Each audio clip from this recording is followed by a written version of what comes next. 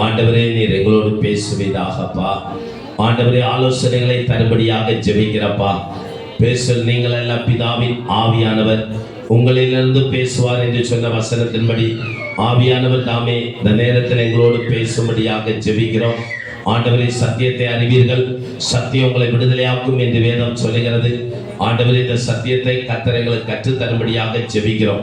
தொடர்ந்து இடைபடும் இயேசுவின் நாமத்தில் ஜெபிக்கிற நல்ல பிதாவே, ஆமென்.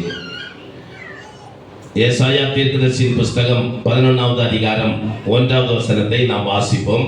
ஏசாயா 11வது அதிகாரம் 1வது வசனத்தை நாம் வாசிப்போம். ஈசா என்னும் அடிமரத்திலிருந்து ஒரு துளிர் தோன்றி அதன் வேர்களிலிருந்து ஒரு கிளை எழும்பி செழிக்கும். ஆண்டவருக்கு மகிமை உண்டாவதாக. நான் கடந்த வாரங்களில் இந்த காரியத்தை குறித்து நான் உங்களோடு பகிர்ந்து கொண்டேன். ஆண்டவராகிய இயேசு கிறிஸ்துவை குறித்து இயேசு பிறப்பதற்கு முன்பாக ஏசாயா தீர்க்கதரிசியை கொண்டு கர்த்தர் பேசின வார்த்தை, இயேசு கிறிஸ்துவை குறித்து சொல்லப்பட்ட ஒரு வார்த்தை என்பது நமக்கு தெரியும்.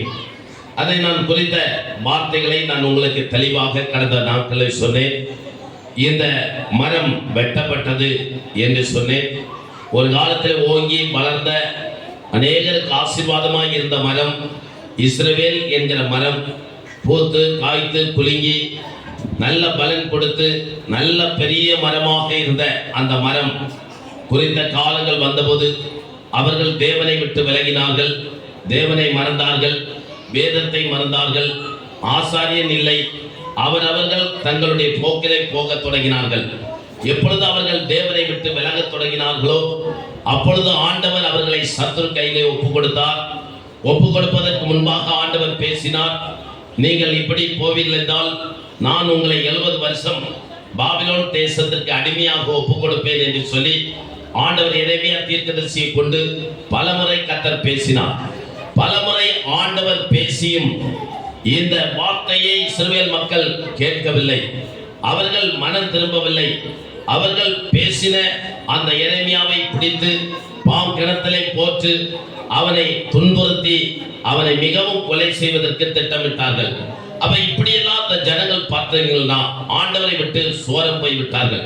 அதனால் ஆண்டவர் சொன்ன வார்த்தை நிறைவேறும்படி நேபுகாத்நேச்சர் என்று சொல்லப்படுகிற பாபிலோன் தேசத்தில் இருக்கக்கூடிய ராஜாவை கர்த்தர் எழுப்பினார்.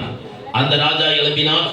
அவர் எழும்பி இஸ்ரவேல் தேசத்திற்கு படையெடுத்து வந்து அந்த தேசத்தை 3 முறை வந்து அவர் அந்த தேசத்தை சிறைப்பிடித்து கொண்டு போனார் என்பதை கடந்த வாரத்திலே நான் உங்களுக்கு சொன்னேன். இப்படி பயங்கரமாய் வளர்ந்திருந்த மரம் இப்பொழுது பார்த்தீங்கன்னா ஒவ்வொரு கிளைகள் வெட்டப்பட்டு அதனுடைய தண்டுகள் வெட்டப்பட்டு அதனுடைய அழகெல்லாம் போய் இப்போது அந்த எருசலேம் மண் மேடுகளாக காணப்படுகிறது. எருசலேம் ஆலயம் இருந்த இடங்கள் தீக்கிரையாக்கப்பட்டு எல்லாம் சாம்பலாக்கப்பட்டது. இப்படி அந்த இடங்கள் பார்த்தீங்கன்னா உருவழிந்து போய்விட்டது. அழகாயிருந்த மரம் கிளைகள் எல்லாம் வெட்டப்பட்டு ஒரு மொட்ட மரமாக்கப்பட்டு அடிமரமாக்கப்பட்டு இனி இது துளிர் விடாது இருக்கிற ஒரு நம்பிக்கையிலே அவன் விட்டு போகிறதை நாம் பார்க்கிறோம். இப்படி அது அடிமரம் ஆகிவிட்டது. இந்த அடிமரம் ஆக்கப்பட்ட அந்த அடிமரத்திலிருந்து ஆண்டவர் ஒரு துளிரை தோன்ற பண்ணினார் என்பதை நான் உங்களுக்கு இன்னைக்கு தொடர்ந்து நாம் சிந்திக்க போறோம். இந்த துளிர் மறுபடியும் பார்த்தீங்கன்னா துளிர் விட ஆரம்பித்தது. வேதத்திலே வாசிக்கும் போது மத்தேயு புஸ்தகம் 24வது அதிகாரம் 32வது வசனத்தை நீங்கள் வாசிக்கும் போது அங்கே இயேசு கிறிஸ்து இதை குறித்து சொல்லுகிறார். வாசிப்போம். மத்தேயு 24:32வது வசனத்தை நாம் வாசிப்போம். அத்திமரத்தினால் ஒரு உவமையை கற்றுக்கொள்ளுங்கள். அதிலே இளங்கிளைகள் தோன்றி துளிர் விடும்போது வசந்த காலம் சமீபமாயிற்று என்று அறிவீர்கள். பாருங்கள், ஆண்டவராகிய இயேசு கிறிஸ்து இங்கே தம்முடைய சீசர்களை பார்த்து சொல்லுகிற ஒரு கடைசி கால சம்பவத்தை குறித்து நாம் மத்தேயு 24வது அதிகாரத்திலே நாம் படிக்கிறோம். மத்தேயு 24வது அதிகாரம் பொதுவாக வருகையை குறித்து இயேசு சொன்ன ஒரு அதிகாரம். வருகையை பற்றி நீங்கள் படிக்கிறது சொன்னா மத்தேயு 24வது அதிகாரத்தை வீடுகளில் போய் நீங்கள் படிக்கலாம். மத்தேயு 24 இயேசு கிறிஸ்து வருகிற வருகை குறித்து அங்கே சொல்லப்பட்டிருக்கிறது. அந்த வருகையை குறித்து அவர் சொல்லும்போது இயேசு 32வது வசனத்திலே அவர் சொல்லுகிற காரியம் பாருங்க, அத்தி மரத்தினால் ஒரு ஓமையை நீங்கள் கற்றுக்கொள்ளுங்கள் என்று இயேசு சொல்லுகிறார். அத்தி மரத்திலிருந்து நிறைய ஓமைகள் இருக்கிறது பைபிள்ல. அத்தி மரம், திராட்சை செடி, அடுத்தபடியாக ஒலிவ மரம். இந்த 3 காரியத்தை இஸ்ரவேல் மக்களை விட்டு நாம் பிரிக்க முடியாது. நமக்கு தெரியும் இந்த 3 காரியம். திராட்சை செடி இஸ்ரவேல் மக்களுடைய குடும்ப வாழ்க்கையை குறித்து சொல்லுகிறது. அதுபோல ஒலிவ மரம் இஸ்ரவேல் மக்களுடைய தெய்வீக தன்மை, ஆவிக்குரிய காரியத்தை குறித்து சொல்லுகிறது. அதே போல அத்திமரம் பார்த்தீங்கன்னா இஸ்ரவேல் மக்களுடைய அந்த அரசியல் வாழ்க்கையை குறித்து சொல்லப்பட்டிருக்கிறது. இந்த இஸ்ரவேல் நாடு பார்த்தீங்கன்னா அடிமரம் வெட்டியாச்சு, எது இது துளிர் விடாது அப்படி சொல்லி அத்திமரம் அப்படியே வெட்டப்பட்டு துளிர் விடாது என்று சொல்லுகிற நம்பிக்கையெல்லாம் இழந்து போச்சு. இஸ்ரவேல் நாடே வராது. ஏன்னு சொன்னா உலகம் முழுவதும் அப்படிதான் பேசப்பட்டது. இனி யூதர்களுக்கு ரட்சிப்பு இல்லை, யூதர்கள் இனி துளிர் விட மாட்டார்கள், யூதர்களுக்கு என்று ஆலயம் இனி வராது, யூதர்களுக்கு தனி நாடு இல்லை என்றெல்லாம் சொல்லி அவர்கள் நாடு இல்லாதவர்களாக நாடோடிகளாக அலைந்து திரிந்து கொண்டிருந்தார்கள். பல ஆயிரம் வருஷங்கள் அவங்க வாழ்க்கை பார்த்தீங்கன்னா ஒண்ணுமே இல்லை, எல்லாமே இழந்து விட்டார்கள். எல்லாம் அடிமரமான பாடுதான். ஒரு காலத்தில் எவ்வளவு அழகாக ஆபிரகாம், யாக்கோபு, ஈசாக்குடைய தலைமுறை மக்கள் எவ்வளவு பேரும் புகழும் பெற்று சிறப்பாயிருந்த இந்த தேசத்தின் மக்கள் இன்றைக்கு நாடும் இல்லை, வீடும் இல்லை, சொந்த இடமும் இல்லை. அந்நிய நாடுகள்ல நம்ம தேசத்திலே கொச்சின்ல வந்து அவங்க அடிமைகளாக இருந்தார்கள், அகதிகளாக யூதர்கள் இருந்தார்கள். இப்படி எல்லாம் பாருங்க, இருந்த மக்கள் நம்பிக்கையெல்லாம் இழந்து போன ஒரு நிலையில இருக்கும்போதுதான் மறுபடியும் அந்த அத்தி மரத்திலிருந்து ஒரு துளிர் தோன்றது. அதான் 1948வது வருஷம் நமக்கு நேற்றைக்கு இந்தியா சுதந்திரம் அடைந்தது. 1947வது வருடம் ஆகஸ்ட் 15ஆம் தேதி நம்முடைய இந்தியா சுதந்திரம் அடைந்தது. அதுக்கு அடுத்த வருஷம் பார்த்தீங்கன்னா 1948வது வருஷம் மே மாதம் 14ஆம் தேதி இஸ்ரவேல் என்கிற தேசம் பார்த்தீங்கன்னா முதல் சுதந்திர நாடாக மாற்றப்பட்டது. அல்லேலூயா சொல்வோம். இந்தியா தேசம் சுதந்திரம் ஆன அடுத்த வருஷம் பார்த்தீங்கன்னா அந்த இஸ்ரவேலுக்கு தனி சுதந்திரமான ஒரு தேசம் கிடைத்தது. பார்த்தீங்கன்னா அந்த நாட்கள்ல எல்லாம் ஆங்கிலேயருக்கு அடிமையாக முழு உலகம் இருந்தது. வெள்ளக்காரர்கள் நாடுகளை ஆண்டு கொண்டிருந்தார்கள். அப்படி ஆண்டு கொண்டிருந்த காலகட்டங்களிலே அன்னைக்கு பார்த்தீங்கன்னா அலன்பி என்று சொல்லப்படுகிற ஒரு பெரிய படை தளபதி இருந்தார், யூதர். அந்த அலன்பி பார்த்தீங்கன்னா அவர் அன்னைக்கு விசேஷமா 2வது உலக யுத்தங்கள் நடந்து கொண்டிருந்த காலகட்டங்கள். அந்த உலக யுத்தத்திலே அங்கே பாருங்க, அந்த ஜெர்மன் நாட்டு மக்கள் எல்லாம் போர் வீரர்கள் வெடி உப்புகளை கொண்டு போக வேண்டும். அதை எடுத்துக்கொண்டு அடுத்த நாடுகளில் யுத்தம் பண்ண போகும்போது அந்த வெடி உப்புகள் குளிர்ந்து போய்விடும். அமிதமாய் குளிர்ந்து போறதுனால இதை அவர்கள் கொண்டு போய் அடுத்த இடத்துல சேர்த்து யுத்தம் பண்ண முடியாததுனால, தோல்வி அடைகிறதுனால என்ன செய்வது என்று யோசித்துக் கொண்டிருக்கிற காலகட்டத்தில் இந்த யூதன் அலன்பிக்கு பார்த்தீங்கன்னா ஆண்டவர் ஒரு விசேஷ ஞானத்தை கத்தர் கொடுத்தார். அந்த வெடி உப்புகளை கொண்டு போகக்கூடிய ஒரு ஞானத்தை ஆண்டவர் கொடுத்து அவர் அதை எப்படி கொண்டு போக வேண்டுமோ அதுக்கான ஒரு காரியத்தை கண்டுபிடித்தார். அந்த கண்டுபிடிச்சு அது 2ஆம் உலக யுத்தத்திலே பயன்படுத்தப்பட்டது. அந்த நாட்கள்ல அந்த அரசாங்கம் ஆங்கிலேயர்கள் இந்த தேசங்களை எல்லாம் பிடித்தார்கள். அது ஒரு பெரிய உதவியா இருப்பதற்கு இவர் கண்டுபிடித்த இந்த பொருள் மிக முக்கியமானதா இருந்தபடியினால் இந்த தேசங்களை எல்லாம் அவர்கள் பிடித்தார்கள்.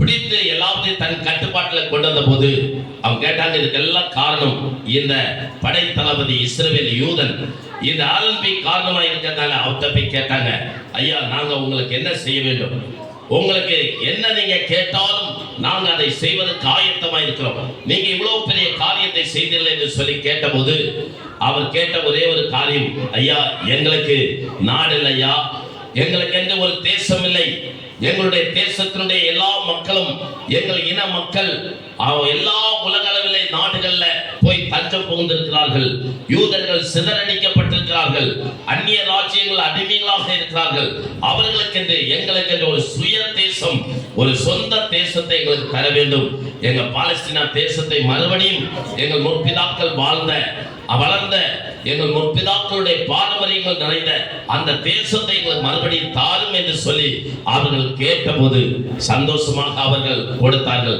அதெல்லாம் 1948 இஸ்ரவேல் என்கிற தேசம் வளர்ந்தது. கரங்களை தட்டி ஆண்டவருக்கு நன்றி செலுத்துவோம். ஹல்லேலூயா. ஏனென்றால் கர்த்தர் அன்னைக்கு எரேமியா கொண்டு பேசினார், நான் உங்களை சிதறடிப்பேன், ஆனால் மறுபடியும் நான் உங்களை கூட்டி சேர்ப்பேன் என்று கர்த்தர் பேசினார். நம்முடைய ஆண்டவர் பார்த்தீங்கன்னா சிதறடிக்கிற தேவன் மட்டுமல்ல, தேவன் நமக்கு தண்டனை தருகிற தேவன் மட்டுமல்ல, நம்முடைய தேவன் நம்மளை தண்டித்தாலும் அடித்தாலும் காயத்தை ஏற்படுத்தினாலும் மறுபடியும் அவர் காயத்தை கட்டுகிற தேவன். அல்லேலூயா சொல்லுவோம். நம்முடைய வாழ்க்கையில நம்மளை சிதறடிக்கிற தேவன் மட்டுமல்ல, அவர் எல்லாரையும் ஒன்று சேர்க்கிற தேவன். எல்லாரையும் மறுபடியும் கூட்டி சேர்ப்பேன் என்று கர்த்தர் சொன்ன வார்த்தையின்படி வானத்தை கீழே எங்கெல்லாம் என்னுடைய ஜனம் இருக்கிறார்களோ எல்லாரையும் நான் மறுபடியும் கூட்டி சேர்ப்பேன் என்று ஆண்டவர் சொன்ன வார்த்தை நிறைவேறும்படி அந்த 1948 அந்த வார்த்தை நிறைவேறியது. அவர்களுக்கு தனி நாடுகள் வந்தது. இஸ்ரவேல் என்கிற ராஜ்யம் எழும்பினது. உலகத்தில் இருக்கிற எல்லா யூதர்களுக்கு அழைப்பு கொடுக்கப்பட்டது.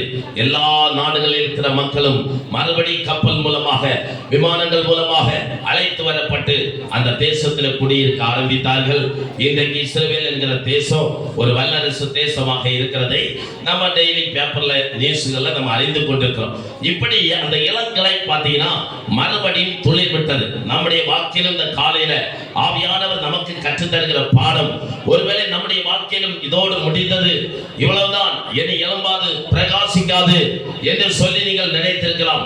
இவ்வளவுதான், என்னை வளர்ச்சி இல்லை, அவன் முளைக்காது துளிர் விடாது என்று சொல்லி நம்பிக்கை இழந்து ஒருவேளை இந்த காலை நேரத்தில் நாம் இருப்போம் என்று சொன்னால் ஆண்டவர் நம்முடைய வாழ்க்கையை மறுபடியும் துளிர் விடுவதற்கு அவர் வல்லமை உள்ள தேவனாக இருக்கிறார். அல்லேலூயா சொல்லுவோம்.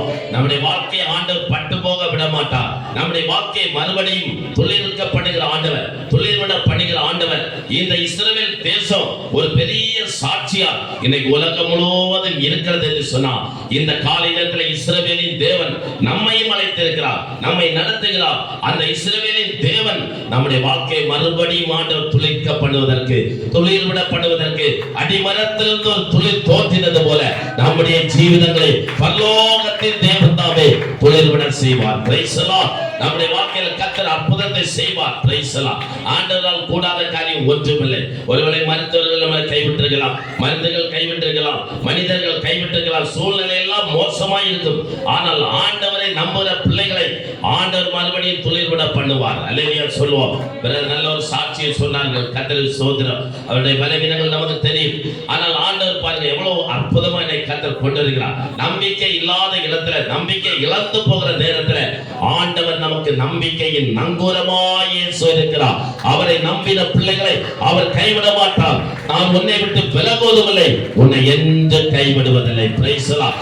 ஆண்டவர் நம்மளை விட்டு விலகவே மாட்டார். அவர் நம்மளை விட்டு கைவிடவே மாட்டார். Price the Lord. சூழ்நிலைகள் எல்லாம் எதிரும் புதிருமா இருக்கட்டும், என்ன நிலைகள் இருந்தாலும் ஆண்டவர் அந்த நிலைகளை மாற்றுகிற தேவன். அல்லேலூயா சொல்லுவோம் பாப்போம்.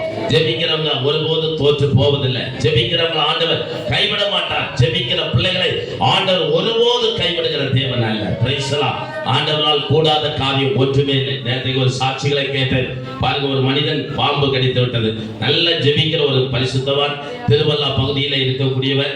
அந்த இடத்துல அவர் நல்ல ஒரு ஜெபிக்கிறவர், ஊழியம் செய்கிறவர், ஒரு விசுவாசி. ஆனா நல்ல பல மணி நேரம் முழங்கால நின்று ஜெபிப்பார், பல மணி நேரம் பைபிள் படிப்பார், பல மணி நேரங்கள் முழங்கால நின்று பைபிள் படிப்பார். இதெல்லாம் அவருடைய சிறப்பு. அப்படி நல்ல ஜெபிக்கிறவரும் முழங்கால நிற்கிறவரும் படிக்கிறவருமாகிய ஒரு சகோதரர் திடீர்னு ஒரு நாள் தோட்டத்துக்குள்ள போனார். ஒரு பாம்பு, விரியன் பாம்பு அவரை கடித்து விட்டது. கடித்து கொஞ்ச நேரத்தில் அவர் மரித்து விட்டார். இப்போ அவர் மரித்து விட்டார். அப்பொழுது மரித்த போது அவருடைய ஒரு பாஸ்டர் காஞ்சிபுரம் பகுதியில் ஊழியத்தை செய்கிறார். அந்த பாஸ்டர் அவர் சொந்த சகோதரியுடைய புருஷன் ஊழியம் செய்து கொண்டிருக்கிறார். அவருக்கு தகவல் கொடுக்கப்பட்டது, இன்னார் மரித்து விட்டார்கள் என்று சொல்லி தகவல் வந்தது. அது ஒரு 31ஆம் தேதி 1ஆம் தேதி மாறி.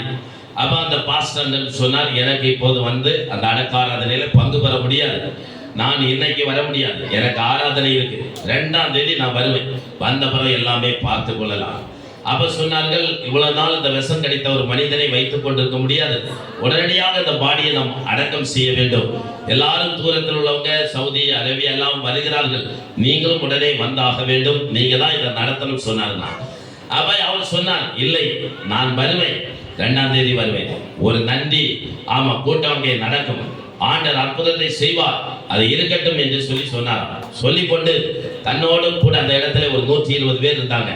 எல்லாரும் அந்த மைதானத்தில் சுற்றி கரங்களை பிடித்து அந்த மனிதனுக்காக காஞ்சிபுரத்திலிருந்து ஜெபித்தார்களாம்.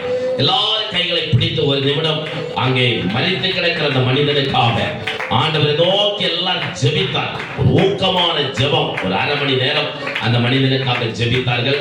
பாடி ஃப்ரீசர்ல வைக்கப்பட்டது. அவன் எல்லாரும் சுற்றி அழுது கொண்டிருந்தார்கள்.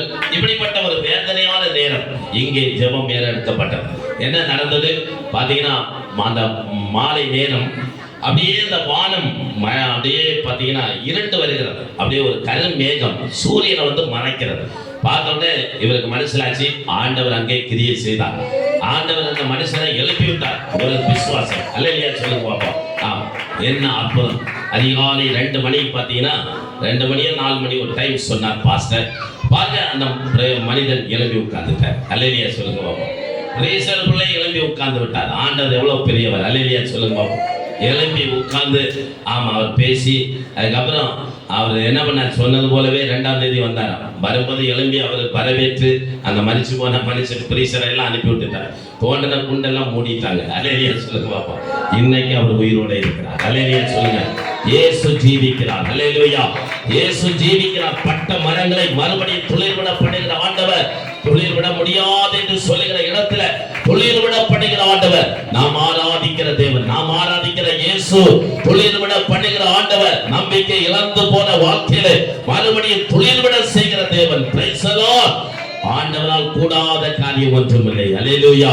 கூடாதது ஒன்றும் இல்லையே, கூடாதது ஒன்றும் இல்லையே,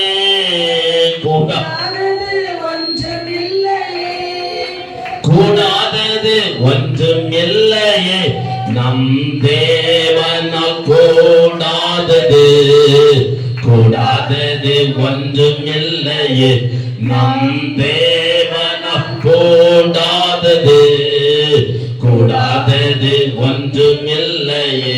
அல்லேலூயா சொல்வோம். கூடாதது ஒன்றுமில்லை. நம்ம விசுவாசத்தால் ஆண்டவரால் முடியாத காரியம் ஒண்ணுமே இல்லை. இந்த காலை நேரத்துல நம்பிக்கை இழந்து வந்திருக்கிற சபையே, தேவனுடைய பிள்ளையை, நான் பிரசங்கிக்கிற இயேசு உங்கள் வாழ்க்கையை மறுபடியும் துளிர்விட அவர் போதுமான தேவன். பட்டு போச்சு, நம்பிக்கை எல்லாம் இழந்து வந்திருக்கிறான்.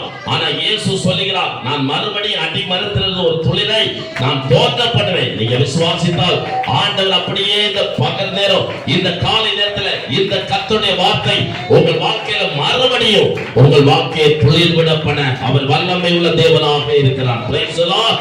அல்லேலூயா. ஸ்தோத்திரம், ஸ்தோத்திரம். பாத்தீங்கன்னா இந்த இளங்கலை தோன்றும்போது வசந்த காலம் சமீபமாயிற்று. இயேசு சொன்னார், இந்த இளங்கலை தோன்றும்போது அந்த காலத்தின் பெயர் வசந்த காலம். அல்லேலூயா சொல்லுவா. வசந்த காலம் ஆரம்பிக்கிறது. வசந்த காலம் என்பது ஒரு பாருங்க, மழையெல்லாம் பெஞ்சி அது முடிஞ்ச உடனே பாருங்க ஒரு துளிர் விட தொடர்ந்துகிற காலத்தை பார்ப்போம். புல்லெல்லாம் முளைக்கும், செடிகள்லாம் துளிர் விடும், முளைக்கிறத நம்ம பார்த்துருக்கிறோம். அந்த காலம் ரொம்ப சந்தோஷமா இருக்கும். செடி கொடி எல்லாம் பார்க்கும்போது எல்லாம் புதிய புதிய துளிர் வந்து இருப்பதை நாம் பார்க்கும்போது நம்முடைய கண்களுக்கு அது மகிழ்ச்சியை கொண்டது. இதே போல பார்த்தீங்கன்னா இயேசு சொல்லுகிறார், அந்த காலம் வசந்த காலம் என்று வேதம் சொல்லுகிறது. வசந்த வாழ்வை ஆண்டவர் நமக்கு தருகிறார். நம்ம ஏசாயா 58 நினைக்கிற வாசிக்கும் போது, உன் சுக வாழ்வு சீக்கிரத்துல துளிர்க்கும் ஆண்டவர் சொல்லுகிறார். ஏசாயா புஸ்தகத்துல வாசித்து பார்க்கும்போது 58 நினைக்கிற வாசிக்கும் போது அங்கே பாருங்க வேதம் சொல்லு, அப்பொழுது விடியற்கால வெளுப்பை போலவும் உன் வெளிச்சம் எழும்பி உன் சுக வாழ்வு சீக்கிரத்தில் துளிர்த்து உன் நீதி உனக்கு முன்பாக செல்லும், மகிமை உன்னை பின்னாலே காக்கும் என்று சொல்லி நம்ம படிக்கிறோம். அப்ப பாருங்க, ஆண்டவர் இந்த அற்புதத்தை கர்த்தர் செய்வார். சுக வாழ்வு துளிர்க்கும். நம்ம வாழ்க்கையை ஆண்டவர் மறுபடியும் துளிர்விட பண்ணுவார். நமக்கு வாழ்க்கையில் அற்புதங்களை கர்த்தர் செய்வார். நம்ம ஆராதிக்கிற தேவன் ஜீவனுள்ள தேவன். ஆண்டவர் இயேசுவால் முடியாத காரியம் ஒண்ணுமே இல்லை. அவர் எல்லா சூழ்நிலைகளையும் மாற்றுகிற ஆண்டவர். பாருங்க, இளங்கிளை துளிர் விடும் போது வசந்த காலம் சமீபமாயிற்று. அப்ப இந்த இளங்கிளையை குறித்து நம்ம படிக்கும் வேதத்தில் சில காரியங்களை கூட நம்ம பார்க்கிறோம். ஏசாயா 53வது அதிகாரம் பாருங்க, இந்த இளங்கிளை யார் என்று சொல்லி இன்னும் தெளிவாக நாம் படிக்க வேண்டும் என்று சொன்னா 53வது அதிகாரம் 2வது வசனத்தை நாம் வாசிப்போம். ஏசாயா 53:2. இளங்கிளையை போலவும் வறண்ட நிலத்திலிருந்து துளிர்க்கிற வேரை போலவும் அவருக்கு முன்பாக எழுப்புகிறார். அவருக்கு அழகும் இல்லை, சௌந்தரியம் இல்லை. அவரை பார்க்கும்போது நாம் அவரை விரும்பத்தக்க ரூபம் அவருக்கு இல்லாதிருந்தது. பார்த்தீங்கன்னா, இயேசு கிறிஸ்துவை குறித்து சொல்லப்பட்டது. நமக்கு எல்லாருக்கும் அந்த சப்ஜெக்ட் தெரியும். நம்ம அதை வாசித்தோடனே நீங்க புரிஞ்சுட்டீங்க, இது இயேசு கிறிஸ்துவை குறித்து சொல்லப்பட்டது. இப்ப புரியுதா? இந்த இளங்கிளை அடிமரத்திலிருந்து ஒரு இளங்கிளை தோன்றுகிறது. இந்த கிளை யார்? இயேசுதான் இந்த கிளையாக இருக்கிறார். அல்லேலூயா சொல்லுங்க பாப்பா. இயேசுதான் இந்த இளங்கிளை. நம்ம வாழ்க்கையில எல்லாம் அவர் தான் துளிர் விடுகிறார். இயேசு துளிர் விடுவார், இயேசு துளிர்க்க பண்ணுவார். நம்ம எல்லாம் துளிர்த்து செழிப்பா இருப்போம். ஆண்டவர் நம்மை ஆசீர்வதிப்பார். எந்த குடும்பம் பட்டு கிடப்பது தேவனை சித்தம் இல்லை, காய்ந்து சுள்ளியா போற தேவ சித்தம் இல்லை. நம்ம எல்லாம் பூத்து குலுங்கி நம்ம காய்த்து உலகத்தை பலனால் நிரப்புகிற நாட்கள் வரும் என்று கர்த்தர் சொல்கிறாரு. எல்லா குடும்பங்களும் அப்படி பூத்து குலுங்கக்கூடிய ஒரு ஆசீர்வதிக்கப்பட்ட குடும்பமா நம்ம இருக்கணும்னு சொல்லி ஆண்டவர் விரும்புகிறார். அல்லேலூயா சொல்லுவோம். எல்லாரையும் ஆண்டவர் அப்படிதான் தேவன் விரும்புகிறார். இந்த இளங்கிளை பாருங்க, இயேசு கிறிஸ்து என்று பார்க்கிற இளங்கிளையை போலவும் வறண்ட நிலத்திலிருந்து துளிர்க்கிற வேரை போல இருக்கிறார் இயேசு கிறிஸ்து. இளங்கிளை அப்படி சொல்லி நம்ம படிக்கிற இயேசுக்கு பேரு. அப்ப பாருங்க, இந்த இளங்கிளை நம்ம தொடர்ந்து தியானிக்கும் போது இயேசு பாருங்க, இளங்கிளை எல்லாம் ஒரு அத்தியாயம் முடிந்தது. மல்கியா புஸ்தகத்தோட ஒரு சாப்டர் முடிஞ்சு பழைய ஏற்பாடு முற்றிட்டு சொல்லி நம்ம வாசித்திருக்கிறோம். அப்ப பழைய ஏற்பாடு பாருங்க, மல்கியா புஸ்தகத்திலிருந்து மத்தேயு புஸ்தகம் வரைக்கும் 400 வருஷம் இடைவெளி காலங்கள். 400 வருஷம் கர்த்தர் யாரோடையும் பேசவில்லை. ஏனென்றால் இந்த ஜனங்கள்கிட்ட எவ்வளவு பேசியும் இந்த ஜனங்கள் மனம் திரும்பாதனால ஆண்டவர் எத்தனையோ தீர்க்கதரிசிகளை அனுப்பினார். தானியேலை அனுப்பினார், எசேக்கியேலை அனுப்பினார், ஒபதியாவை அனுப்புகிறார், ஓசியாவை அனுப்புகிறார், கடைசியாக மல்கியா தீர்க்கதரிசி அனுப்புகிறார். எல்லா தீர்க்கதரிசிகளும் வந்து மனம் திரும்புதலை குறித்து தேவனுடைய பாதத்திலே சேருங்கள் என்று சொல்லியும், ஆண்டவரோடு சேருங்கள், ஐக்கியப்படுங்கள், ஆண்டவரை ஆராதிங்கள், வேதத்தை தேடுங்கள் என்று சொல்லி சத்தியத்தை எடுத்து சொல்லியும் ஜனங்கள் கேட்க மாட்டோம் என்கிற ஒரு நிலைக்கு வந்து விட்டார்கள். மல்கியா புஸ்தகத்தில் நீங்க வாசிக்கும் போது அங்கே 6 கேள்விகள் கேட்கப்படுகிறது.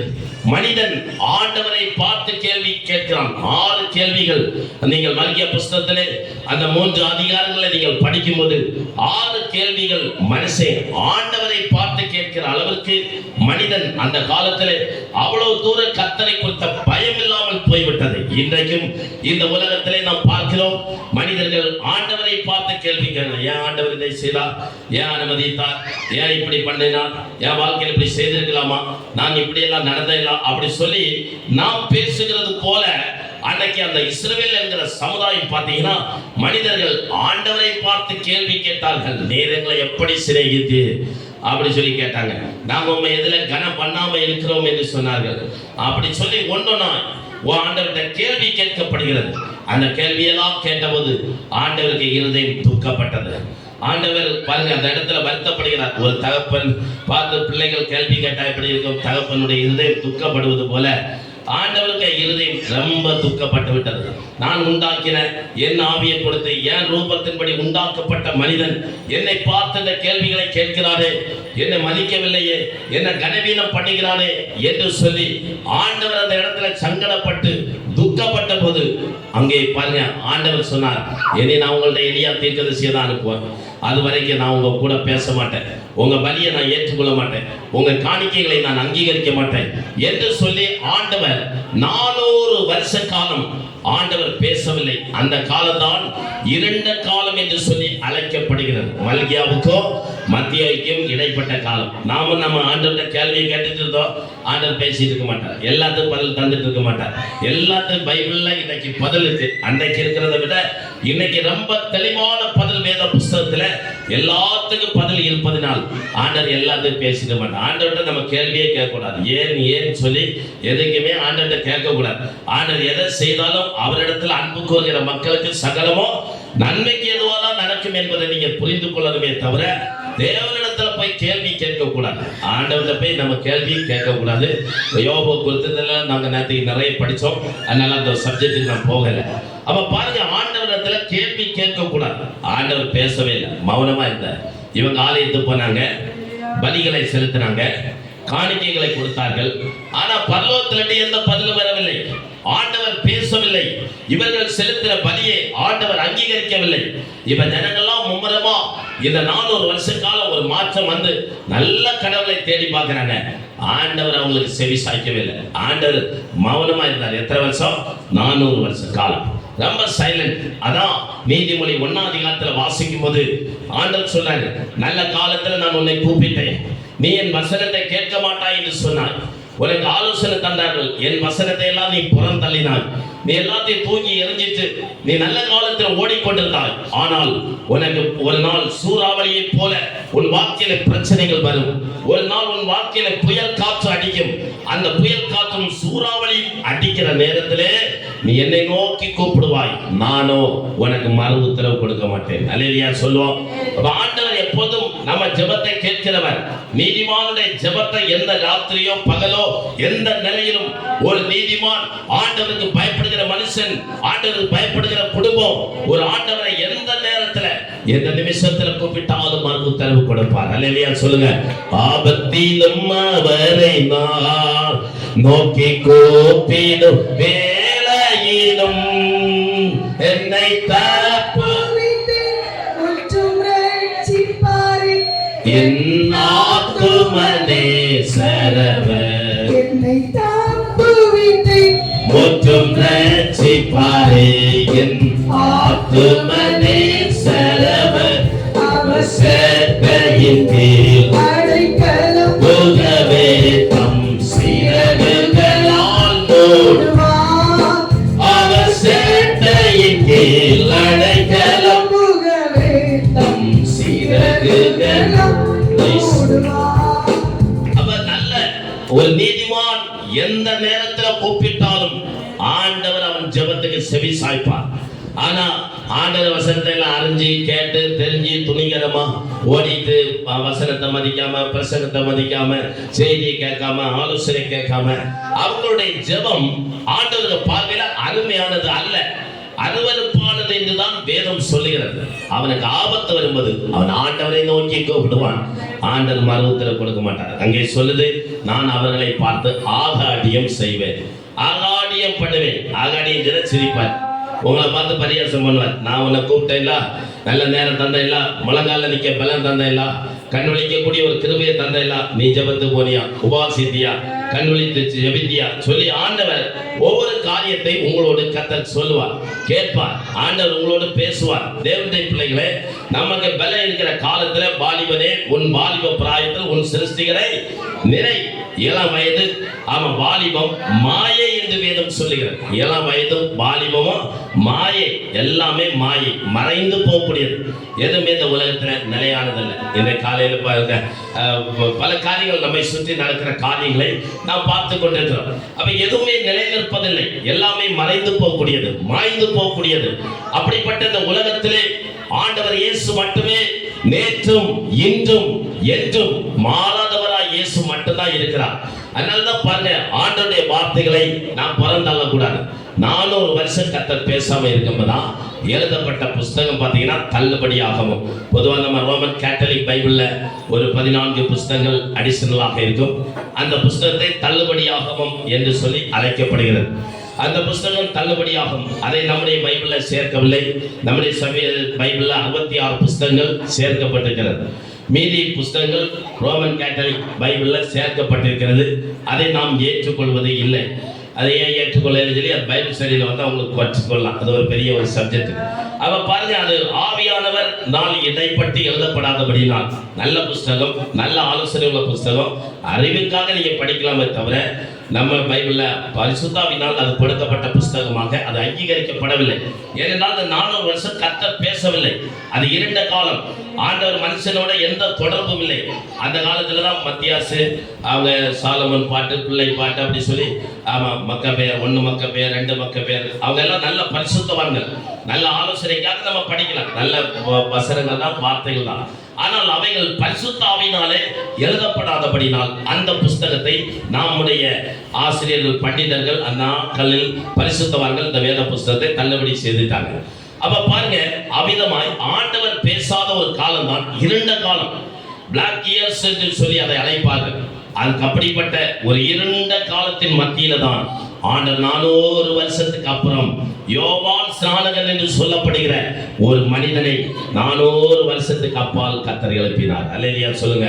வனாந்தரத்தில் ஒலிக்கிற சத்தம், வனாந்தரத்தில் இடுகிற சத்தமாக அவன் வந்து மனம் திரும்புங்கள், பரலோக ராஜ்யம் சமீபமாய் இருக்கிறது என்று சொல்லி அவர்தான் கடைசி பழைய ஏற்பாட்டினுடைய கடைசி தீர்க்கதரிசி. பழைய ஏற்பாட்டினுடைய கடைசி தீர்க்கதரிசி யோவான் ஸ்நானகன். இயேசு கிறிஸ்துவின் வருகைக்கு வழியை ஆயத்தப்படுத்தினவன். அவர் தான் கடைசி தீர்க்கதரிசியா வந்து ஜனங்களை எல்லாம் பிரியன் பாம்பு குட்டிகளே வரும் கோபத்தை தப்பித்துக் கொள்ள வகை காட்டினவன் யார் என்று சொல்லி வனாந்தரத்தில் முழக்கமிட்டு அங்கே ஜனங்கள் கூட்டம் கூட்டமா வந்து எல்லாரும் ஞானஸ்தானம் கொடுத்த சத்தியத்தை நாம் அறிந்திருக்கிறோம். அப்ப பாருங்க, இப்படி நாம் பார்க்கும்போது ஒரு இளக்கிளை மறுபடியும் துளைப்பட்டது என்று சொல்லி பார்க்கிறோம். அதான் இயேசு கிறிஸ்து.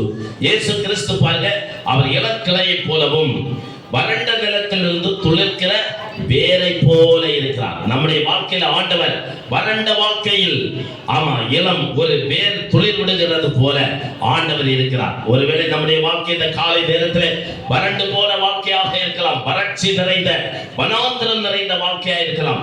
இந்த ஆண்டவராகிய இயேசு நமக்காய் மரித்தார். இயேசு யாருக்காய் மரித்தார்? வறண்ட வாழ்க்கையில் இருக்கிற மக்களுடைய வாழ்க்கை செழித்தோங்கும்படியாக, வறண்ட வாழ்க்கை நீரூற்றாய் மாற்றப்படும்படியாக, வறண்ட வாழ்க்கை தண்ணீர் தாரகமாய் ஆண்டவர் மாற்றும்படியாக, வறண்ட வாழ்க்கைகள் மறுபடியும் வயல்வெளியாய் கர்த்தர் நம்முடைய வாழ்க்கையை மாற்றுவதற்கு தான் ஆண்டவராகிய இயேசு கல்வாரி சிலுவையிலே 3 ஆணிகளில் அடிக்கப்பட்டவராக நம் ஒவ்வொருவருக்காக கடைசி சொட்டு இரத்தத்தை இயேசு நமக்காய் சிந்த காரணம் என்னவென்றால், அவர் நம்முடைய வறண்ட வாழ்க்கையை மாற்றி நம்ம வயல்வெளியாக நம்முடைய வாழ்க்கையை மாற்றுவதற்கு இயேசு தன் ஜீவனையே கொடுத்தார். அல்லேலூயா சொல்லுவோம். இயேசு நமக்காக மரித்தார். பாருங்க, அதான் அந்த 53ல நம்ம வாசிக்கிறோம். அந்த நிலத்தின் வேரை போல ஆண்டவர் எழுப்பி வருகிறார். அவருக்கு என்ன இல்லை? அழகும் இல்லை, ஆமா, அழகு இல்லை, அழகு இல்லை. இயேசு பாருங்க, அழகு இல்லை. அவருடைய முகமெல்லாம் அந்த கேடு அடைந்திருக்கிறது. அவருடைய முகமெல்லாம் காயங்கள். அந்த போர் சேவர்கள் அடித்தார்கள், கன்னத்தில் அடித்தார்கள், ஆமா, தலையில முள்கிரீடம் அடிக்கப்பட்டது. அவருடைய அழகெல்லாம் போய்விட்டது. இயேசு எவ்வளவு அழகானவர்! உன்னத பாட்டு புஸ்தகம் 5ஆம் அதிகாரத்தில் வாசிக்கும் அவர் வெண்மையும் சிகப்புமானவர் என்று வேதம் சொல்லுகிறது. 10,000 சிறந்தவர். வந்து கேட்கிறாங்க உன்னத பாட்டுல சுலமேத்தியாட்ட, உன் நேசரை இவ்வளவு அக்கறையோட நீ தேடுகிறாயே, எதற்காக இந்த நேசரை இவ்வளவு நீ தேடுகிறாய்? இந்த ராத்திரி தேடுகிறாயே, ஏன் இவ்வளவு பிரயாசப்பட்டு இந்த நேசரை தேடுகிறாய் என்று சொல்லி எருசலேமின் குமாரத்தியை வந்து கேட்கிறாங்க. அப்ப அவர் சொல்லுகிறார், என் நேசர் வெண்மையும் சிவப்புமான 10,000 சிறந்தவர். அல்லேலூயா சொல்லுங்க. இயேசுக்கு எல்லா கரங்களை தட்டி நம்முடைய நாதர் இயேசு கிறிஸ்து 10,000 சிறந்தவர். அல்லேலூயா. வெண்மையில் சிகப்புமானவர் 10,000 சிறந்தவர். அல்லேலூயா. இயேசு பார்த்தீங்கன்னா மற்ற தேவர்களை காட்டிலும் மனிதனை காட்டிலும் அவர் சிறந்தவர். எதுல சிறந்தவர்? வெண்மையானவர். வெண்மை என்றால் எதை காட்டுகிறது? பரிசுத்தத்தை காட்டுகிறது. வெள்ளை பரிசுத்தம். இயேசு கிறிஸ்துவை போல பரிசுத்தமான தெய்வம் யாருமே இல்லை. அவ்வளவு தேவர்களை சிறந்தவர். அவர் பரிசுத்தமான ஆண்டவர். நம்முடைய ஆண்டவர் பாருங்க எவ்வளவு அருமையான ஆண்டவர். பாவிகளை நேசிக்கிறார், பாவத்தை வெறுக்கிறார். கர்த்தருக்கு மகிமை உண்டாகட்டும். அவர் பாவிகளை நேசிக்கிற ஒரு ஆண்டவர். பாவிகளுக்காக இந்த உலகத்திலே இயேசு வந்தார். பாவிகளை ரட்சிக்கும்படியாக கிறிஸ்து இயேசு இந்த உலகத்திலே வந்தார். அல்லேலூயா சொல்லுவோம். நம்முடைய பாவங்கள சாபத்துல இருந்த நம்மை ரட்சிப்பதற்காக, நம்முடைய வாழ்க்கையில் ஒரு துளிரை தோன்றப்படும்படியாக, நம்முடைய வாழ்க்கையில் ஒரு வேர் முளைத்து எழும்பும்படியாக ஆண்டவர் இயேசு இந்த பூமியில அவர் பரிசுத்தமான தேவனாய் வந்தார். இயேசு கேட்டார், எனக்கு மேல யாராவது நீங்க குற்றம் சொல்ல முடியுமா? ஒருத்தர் சொல்லுங்க. எதாவது ஒரு காரியத்துல குற்றம் சொல்ல முடியுமா? ஒருத்தர் கூட இயேசுக்கு மேல ஒரு குற்றம் சொல்ல முடியல. அவ்வளவு பரிசுத்தமான தேவன். அல்லேலூயா. நான் பரிசுத்தர் ஆகியால் உங்கள் நடக்கைகள் எல்லாவற்றிலும் நீங்க பரிசுத்தமாயிருங்க என்று இயேசு சொல்லியிருக்கிறார். அவ்வளவு பரிசுத்தமான தேவன். அதனாலதான் அவள் தேடினால் வெண்மையும் சிகப்புமானவர். சிவப்பு என்பது எதை காட்டுது? இயேசுவின் சிலுவை, பாடு, மரணம், ரத்தம் சிந்துதல், அதுதான் சிகப்பு காட்டு, தியாகத்தை காட்டுகிறது. இயேசு நமக்காக அவர் மரித்தார், ரத்தத்தை சிந்தினார். எந்த தெய்வமும் ரத்தம் சிந்தினதில்லை, எந்த தெய்வமும் ரத்தம் கொடுத்ததில்லை. ஆனா இயேசு மட்டுமே நமக்காக ரத்தம் கொடுத்தார். அல்லேலூயா சொல்வோம். நமக்காக ரத்தம் கொடுத்த ஆண்டவர். ரத்தம் சிந்துதல் இல்லாமல் பாவ மன்னிப்பு இல்லை, அப்படி வேதம் சொல்லுது. ரத்தம் சிந்துதல் இல்லாமல் பாவ மன்னிப்பு இல்லை அப்படி சொல்லி எல்லா வேதங்களும் சொல்லுது. எல்லா ரிக்வேதம், யாஜூர், அதர்வம், சாமா எல்லா வேதத்திலையும் படிச்சா ரத்தம் சிந்தாம பாவ மன்னிப்பு இல்லை. ஆமா, குர்ஆனும் சொல்லுது ரத்தம் சிந்தாம பாவ மன்னிப்பு இல்லை. மனுஷன் செய்த பாவத்துக்கு ஒரு ரத்தம் சிந்தப்படணும். அது கோழியோ, ஆடோ, ஒட்டகமோ, குதிரையோ ரத்தத்தை சிந்த வைக்கிறான் மனிதன். அவனுடைய மார்க்கம் சொல்லுகிற பிரகாரம் அவன் பாவத்திலிருந்து ரட்சிக்கப்படுவதற்கு, பாவத்திலிருந்து ஒரு விமோசனம் கிடைப்பதற்கு, சாபத்திலிருந்து, கர்ம பாவத்திலிருந்தோ ஜென்ம பாவத்திலிருந்தோ அவன் விடுதலை பெறுவதற்காக மனிதன் ஏதாவது ஒரு ரத்தத்தை சிந்தனம் அப்படி சொல்லி அவன் புராணம் சொல்லுகிறபடினால் மனிதன் அதை செய்கிறான். அப்ப பாருங்க, வேதம் சொல்லுகிறது ரத்தம் சிந்துதல் இல்லாமல் பாவ மன்னிப்பு இல்லை என்று எபிரேயர் புஸ்தகத்திலே நாம் படிக்கிறோம். அப்ப இந்த இலக்கத்துல பாத்தீங்கன்னா எந்த விதமான மிருகத்தினுடைய ரத்தம் ஒரு மனுஷனுடைய பாவத்தை நிவர்த்தி செய்ய முடியாது. அதனால்தான் இயேசு கிறிஸ்து இந்த பூமியில இறங்கியதார். பிதாவுடைய ஒரே பேரான குமாரனாகிய இயேசு கிறிஸ்து நமக்காக கல்வாரி சிலுவையில அடிக்கப்படும்படியால், நம்முடைய பாவங்களை மன்னிக்கும்படியால், நம்மை சாபத்திலிருந்தோ வியாதியிலிருந்தோ பிரச்சனைகளிலிருந்தோ நம்மளை விடுவிக்கும்படி ஆண்டவராகிய இயேசு கிறிஸ்து நம்மை ரட்சிப்பதற்காக பிதாவுடைய மடியிலிருந்து இந்த பூமியில இயேசு இறங்கி வந்தார். கரங்களை தட்டி ஆண்டவருக்கு நன்றி செலுத்துவோம். Price the Lord, price the Lord, price the Lord. அப்படியே இயேசு பாருங்க இறங்கி வந்தார். வந்தவர் பாருங்க, அவருக்கு அழகு இல்லை. இயேசு பாருங்க நம்மை அழகுள்ளவனாய் மாற்றுவதற்காக, விலையேறப்பட்டவனாய் மாற்றுவதற்காக இயேசு அழகற்றவராக சிலுவையில் தொங்குகிறார். அவருடைய தலையில பாருங்க முள் கிரீடம், தலையில பாருங்க பினா கிறிஸ்டி என்று சொல்லப்படுகிற ஒரு முள்ளு. அந்த இஸ்ரவேல் நாட்டுல பாத்தீங்கன்னா அந்த முள்ளுகள் அதிகமாய் காணப்படும். அது ஒரு வள்ளி, அப்படியே வளைஞ்சி வனாந்தரங்கள்ல கிடக்கக்கூடிய ஒரு வள்ளி முள்ளு. ஆமா, அதனுடைய முள்ளுகளுடைய நீளம் இந்த விரல் அளவுக்கு இருக்கும், 4 இன்ச் அளவுக்கு நீளமாக இருக்கும் ஒவ்வொரு முள்ளுகளும். அவ்வளவு நீளமான முள். அதனுடைய கொடுக்கல்ல விஷம் இருக்கும், விஷத்தன்மை. அது குத்தினால் ஆட்கள் மரித்து போய் விடுவார்கள். அப்படிப்பட்ட விஷத்தன்மை நிறைந்த பினா கிறிஸ்து என்று சொல்லப்படுகிற அந்த கொடூரமான முள் இயேசு கிறிஸ்துவினுடைய தலையில பிலாத்து என்ன பண்ணினான்? ஒரு கிரீடமாக அதை சுற்றி பின்னி அவருடைய தலையில வச்சு அதை அடித்தார்கள். வேதம் சொல்லுகிறது கோலினால் அவருடைய தலையை அடித்தார்கள். ஒரு கோலை எடுத்து இயேசுக்கு தலையில அடிச்சாங்க. நம்மளை ரட்சிப்பதற்காக, நம்முடைய பாவங்களை மன்னிப்பதற்காக இயேசு கோலினால் அடிக்கப்பட்டார். தலையில முள்கிரீடம் சூட்டப்பட்டார். நமக்காக இந்த பாடை அவர் ஏற்றுக்கொண்டார். அவருடைய சரீரம் எல்லாம் பாருங்க உளப்பட்ட உளவுச்சாலை போல கிழிக்கப்பட்டது. இயேசுக்கு மேல பாருங்க சாட்டை எடுத்து அடிச்சாங்க. எப்படி சாட்டை? அந்த சாட்டைன்னு பாருங்க, நுனியில பார்க்கும்போது கங்கூசு கட்டி இருப்பாங்க, அதுல எலும்பு துண்டு இருக்கும், ஈய குண்டுகள் இருக்கும், அதுல பாருங்க பலவிதமான கொக்கிகள் எல்லாம் அதெல்லாம் அந்த இதுல வச்சிருப்பாங்க. அப்படியே போட்டு இயேசுவை அடிக்கும் போது அந்த சதையெல்லாம் பிச்சுட்டு வரும். ஒவ்வொரு முறையும் அடிக்கும் போது முதுகெல்லாம் பிஞ்சி பிஞ்சி வரும். ஆமா, அதுல பாருங்க ஒரு வாரம் அப்படி போகும், அதுல 4-5 கிளைகளா பிரிஞ்சு அப்படியே பிச்சு பிச்சு எடுத்துட்டு வரும். ஏனென்றால் ரோம போர் சேவர்களை இயேசுவை பிடிச்சு கொண்டு போக 600க்கு மேற்பட்ட ரோம போர் சேவர்கள் உண்டு. ஒரு இயேசுவை பிடிப்பதற்கு 600 பேர் வந்து அவரை சுத்தி சுத்தி அடித்தாங்க. எத்தனை வேதனை, எத்தனை பாடு யோசித்து பாருங்க. நம்மளை அழகுள்ளவனாய் மாற்ற, விலையேறப்பட்ட பெற்றவனாய் மாற்ற இயேசு நமக்காய் இந்த பாடெல்லாம் அவர் ஏற்றுக்கொண்டார். நம்ம அவரை அடிச்சு அவருடைய முதுகெல்லாம் பிஞ்சு போனது, சதையெல்லாம் கிழிஞ்சு தொங்குறது. அதனால்தான் இந்த ஏசாயா 53 கீழே வாசிக்கும் போது அவருடைய முதுகானது உளப்பட்ட நிலத்தை போல கிழிக்கப்பட்டது என்று சொல்லி நம்ம படிக்கிறோம். முதுகு பாருங்க, உளப்பட்ட நிலம். அவன் வயல்வெளியை பார்த்திருக்கிறோம். வயல்வெளியில எப்படி உழவர்கள் அந்த கலப்பையை வச்சு உழும்போது கீழே இருக்கிற அந்த மண்ணெல்லாம் மேல வந்து அந்த நிலத்தை பார்க்கும்போது ஒரு அழகற்ற நிலத்தை போல அப்படி இருக்கிறது போல இயேசுக்கு முதுகு பார்த்தீங்கன்னா அப்படிதான் காணப்பட்டது. இயேசுவின் முதுகு அப்படியே எல்லாம் பிஞ்சு கிழிஞ்சி சதையெல்லாம் தொங்குறது. எதற்கு சொன்னா நம்முடைய பாவங்களை எல்லாம் அவர் முதுகுக்கு பின்னாடி போட்டு விட்டார். கரங்களை தட்டி ஆண்டவர்கிட்ட எல்லாம் ஒரு நிமிஷம் நம்முடைய பாவங்களை எல்லாம் ஆண்டவர் முதுகுக்கு பின்னாடி போட்டபடினால அவர் நம்முடைய பாவங்கள் எவ்வளோ பாவங்களை செய்தோம், எத்தனை தடவை அவரை விட்டு விலகி போனோம், எத்தனை தடவை நாம் பின்வாங்கி போனோம், எத்தனை தடவை இயேசுவை விட்டு நாம் தூரமாய் போனாலும் அவர் நம்முடைய பாவங்களை எல்லாம் மன்னித்து நம்முடைய அக்கிரமங்களையும் மீறுதல்களை அவர் மன்னித்து எல்லாவற்றையும் முதுகுக்கு பின்னாடி இயேசு போட்டு விட்டார். Price the Lord. எல்லா பாவங்களை அவர் முதுகுக்கு பின்னாடி போட்டார். அதுக்கு அர்த்தம் என்ன? முதுகுக்கு பின்னாடி போட்ட பாவத்தை அவர் திரும்பி பார்ப்பதில்லை. அல்லேலூயா சொல்லுவோம். அந்த பாவத்தை அவர் திரும்பி பார்க்கறதில்லை. யாருமே முதுகை திரும்பி பார்த்ததில்லை. சொந்த முதுகை யாரும் பார்த்ததில்லாதது போல ஆண்டவராகிய இயேசுவும் நம்முடைய பாவத்தை எல்லாம் முதுகு பின்னாடி போட்டார். நம்ம செய்த அக்கிரமங்கள், அநியாயங்கள், ஒருவேளை மனிதர்கள் சொல்லலாம், பேசலாம், கடந்த காலங்களை சொல்லி நம்மளை வேதனைப்படுத்தலாம். ஆனால் இயேசு கிறிஸ்து அப்படி இல்லை. நாம் ஆராதிக்கிற இயேசு நம்முடைய எல்லா பாவங்களையும் அவர் தமது முதுகு பின்னாடி போட்டு விட்டார். அல்லேலூயா. அதனால அவருக்கு முதுகானது சாட்டை வச்சு அடிச்சாங்க. அடிச்சு பிச்சு எல்லாம் துண்டாக சதைகள் எல்லாம் கிழிந்து தொங்கினது. அவர் நமக்காக அந்த பாடெல்லாம் ஏற்றுக்கொண்டார். எது சொன்னா அழகுள்ளவனாய் மாற்றுவதற்காக. அல்லேலூயா. இயேசு அப்படியெல்லாம் போவேன்னு சொன்னா கற்பனை பண்ணி பாருங்க, நம்ம வாழ்க்கை எப்படி இருந்திருக்கோம். யோசித்து பாருங்க, நம்ம வாழ்க்கையில எப்படி இருந்திருக்கோம். இயேசு இல்லாம இருந்தா நம்ம நிறைய பேருக்கு இருந்திருக்க மாட்டோம், மன்னிச்சிருப்போம். ஆமா, யோசித்து பாருங்க, மனுஷனுக்கு வாழ்க்கை எப்படி எல்லாம் இருந்திருக்கு சொல்லி கற்பனை பண்ணி பார்க்கலாம். நான் முந்தின நேரத்து ஒரு கல்லறை தோட்டம் வழியாக வந்தேன். நாங்க அப்படி வரப்ப அங்க ஒரு கல்லறை தோட்டத்தை பார்த்தேன். ஒரு கல்லறை பார்த்தேன். அதுல ஒரு கல்லறை இருக்கிறது. அந்த கல்லறை எப்போயோ உள்ளது, நிறைய வருஷங்களான ஒரு கல்லறை நினைக்கிறேன்.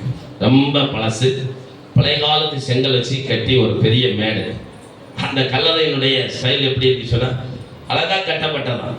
அதை தான் நான் கற்பனை பண்ணிக்கிட்டே வரேன். இந்த கல்லறையில் அந்த ஆளை வச்சு மேலெல்லாம் கட்டி இருக்கிறாங்க, நல்லா கட்டியிருப்பாங்க, பூசி இவெல்லாம் கூட அடிச்சிருக்கலாம் அந்த காலத்தில். இப்போ அந்த கல்லறை பார்த்தீங்கன்னா கிராஸில் இருக்குது. மேலே இருக்கிற அந்த ஒரு ஸ்டெப்பு இப்படி வைப்பாங்க பாருங்க, அந்த ஸ்டெப்பு இப்படி கிராஸில் யாரும் தூக்கி இப்படி கிராஸில் வச்ச மாதிரி இப்படி வைக்க நேரம் இருக்கிறது கிராஸில் இப்படி இருக்கு.